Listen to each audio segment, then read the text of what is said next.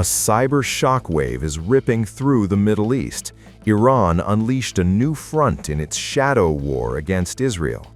A Tehran-linked hacking group claims it has breached the inner sanctum of Israeli Prime Minister Benjamin Netanyahu. A chilling declaration is rattling capitals across the globe. Iranian President Masoud Pezeshkian openly declared in war with the United States and the European Union.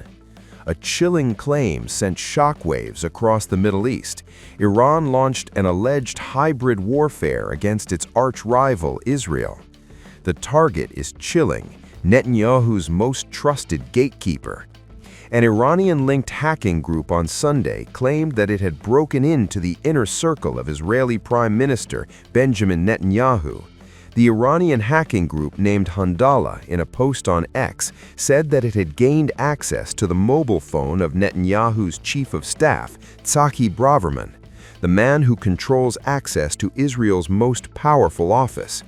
It said that Braverman's iPhone was hacked, threatening a political storm in Israel. The Handala group called its cyber warfare op Bibi Gate.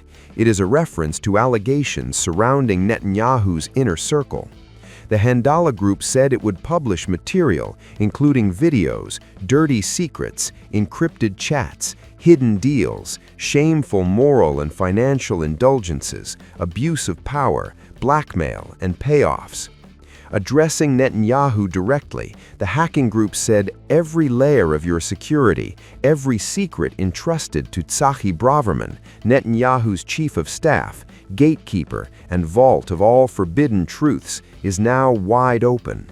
It claimed to have hacked Braverman's iPhone 16 Pro Max, further claiming that it has everything: encrypted chats, hidden deals, shameful moral and financial indulgences, abuse of power, blackmail, and payoffs. The threats come at a moment of deep political turmoil in Israel. They intersect with ongoing investigations surrounding the so-called Qatar Gate affair, where Netanyahu's aides are accused of maintaining covert links to Qatar. The hacking group is now weaponizing that scandal, promising revelations that could rock the Prime Minister's office. The Iranian group threatened to release files, voices, videos, every thread of Braverman's double life. Every secret that ties your regime to the heart of corruption are about to surface, threatening to split Bibi's world. However, no evidence has yet been provided, and the claims remain unverified. Handala has previously claimed responsibility for cyber intrusions targeting Israeli figures and institutions. Earlier in December, the group said it had accessed data from the phone of former Prime Minister Naftali Bennett. One of the advisors, Eli Feldstein, has separately admitted leaking classified information to Germany's Bild newspaper. Feldstein has alleged that Braverman was aware of an internal military probe into the leak, an accusation Braverman, who has been named as Israel's next ambassador to Britain, has rejected any link to the scandals.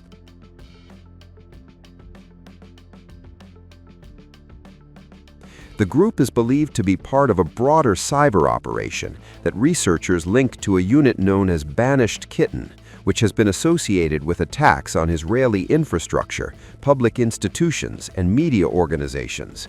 Handala has also been linked by researchers to cyber operations targeting Iran International, a London-based Persian-language broadcaster critical of the Iranian government. Meanwhile, Israel's Prime Minister's office issued a clarification. It said no breach had been identified, no breach has been found, and the issue is being investigated. But the fear has already spread. This alleged cyber strike comes as Iranian President Masoud Pezeshkian declares Iran is already in war with the United States and the European Union. Now Israel fears a new battlefield has opened, not in the skies, not on the borders, but inside smartphones. Iranian President Masoud Pezeshkian has warned that Tehran is confronting what he described as an all-encompassing campaign by the United States, Israel, and Europe, saying the pressure now being applied to Iran is more complex and damaging than the 8-year war with Iraq in the 1980s. Speaking in an interview published on Saturday on the official website of Supreme Leader Ayatollah Ali Khamenei, Pezeshkian said the country is facing a confrontation that extends far beyond conventional military conflict.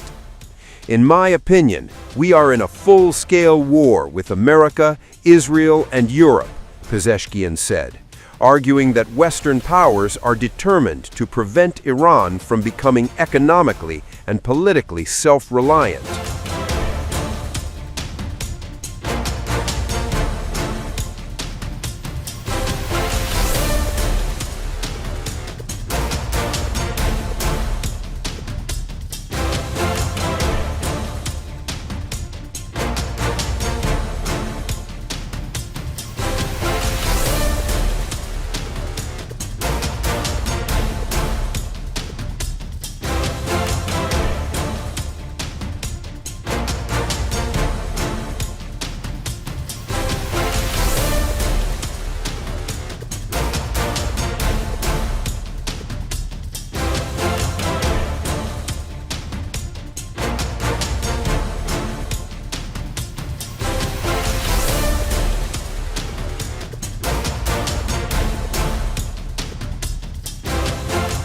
He said the nature of the current confrontation makes it more difficult than past wars, as Iran is being pressured simultaneously on economic, political, cultural, and security fronts, rather than through direct battlefield engagement.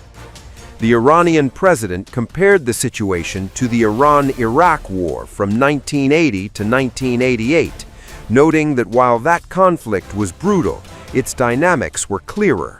Quote, "At that time, missiles were fired, and it was clear where we would strike back," he said. His remarks come ahead of Israeli Prime Minister Benjamin Netanyahu's planned visit to the United States, where he is expected to brief U.S. President Donald Trump on possible future military options against Iran. NBC News has reported that Israeli officials believe Tehran is rebuilding ballistic missile production sites and repairing air defense systems damaged during the June conflict between Israel and Iran. Israeli intelligence assessments have raised concerns that Iran's recent missile drills may mask preparations for a potential attack, according to Axios. For the steadfast defense of Iran's national integrity and its very existence, it has been developed and advanced not with the aim of being a subject for negotiation. Therefore, under absolutely no circumstances whatsoever, Iran's defensive capabilities, the measures that have been put in place to deter any aggressors from even contemplating an attack on Iran are not a matter that can be openly discussed. A coordination meeting. The condemnation of the Sydney incident was not to please the Australian government, nor was it due to any other consideration. We, because of the fundamental principles that we deeply believe in and uphold, firmly maintain that resorting to terrorist actions against innocent civilians, against any non-military targets whatsoever, is an absolutely unacceptable act. Unlawful. And it is considered to be illegal, therefore, irrespective of the location where a terrorist act may occur. We have always opposed such actions. We are entirely focused on our own work. Our armed forces know very well and are perfectly capable of defending ourselves whenever the need arises. Therefore, I believe that regardless of these malicious and wicked schemes targeting the Iranian nation, our armed forces and all pillars of the government will remain steadfastly focused on their own work and continue to fulfill their responsibilities. We will be discussing this particular matter in the next few days. At one point, we engaged in discussions with the agency to resolve this issue.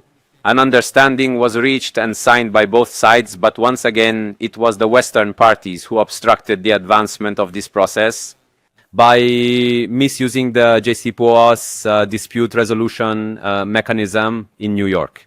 Therefore, the repetition of this issue further strengthens the suspicion that the agency's Director General is pursuing political objectives. It stems from a perspective where it's not really an issue. Israeli Chief of Staff Eyal Zamir reportedly raised these concerns directly with U.S. Central Command Chief General Brad Cooper, warning that Iranian missile movements could be used as cover for a surprise operation targeting Israel. These developments have added to already heightened tensions following the brief but intense 12-day conflict in June. We know that Iran has been doing exercises lately. We are following this and we are making the necessary preparations. I want to make it clear to Iran here, any action against Israel will be met with a very harsh response. We are not seeking confrontation with anyone. I can speak on behalf of Israel, and I think for my two partners here, no one seeks confrontation. On the contrary, we seek stability, prosperity, and peace, exactly as the three of us said. Obviously, we are committed to defending each one of our countries, but also defending maritime lanes and other things that are shared in common and that go under international norms. I think that is obvious. So I would say this is a coalition for these norms and for that stability, and we hope that it won't be tested. That's all I can tell you.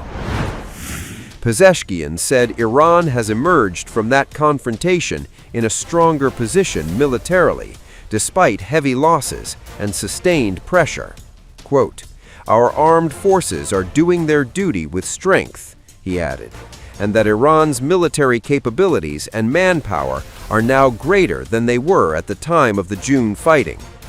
He warned that any new attack would prompt a harsher response. Quote, "If the enemy chooses confrontation, they will naturally face a more decisive reaction," end quote. In June, Israel carried out airstrikes and covert operations against Iranian military and nuclear facilities, killing more than 1,000 people, including senior commanders and nuclear scientists, according to Iranian authorities. Iran responded by launching hundreds of missiles and drones toward Israel, killing at least 33 people, including an off-duty Israeli soldier. The United States assisted Israel in intercepting Iranian attacks and later joined the campaign by bombing 3 Iranian nuclear facilities on June 22nd. The renewed escalation has effectively frozen negotiations that began in April over Iran's nuclear program.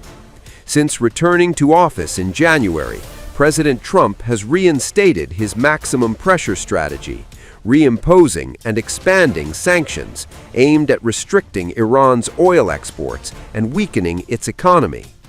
European powers have also reintroduced UN sanctions in recent months, citing concerns over Iran's nuclear activities.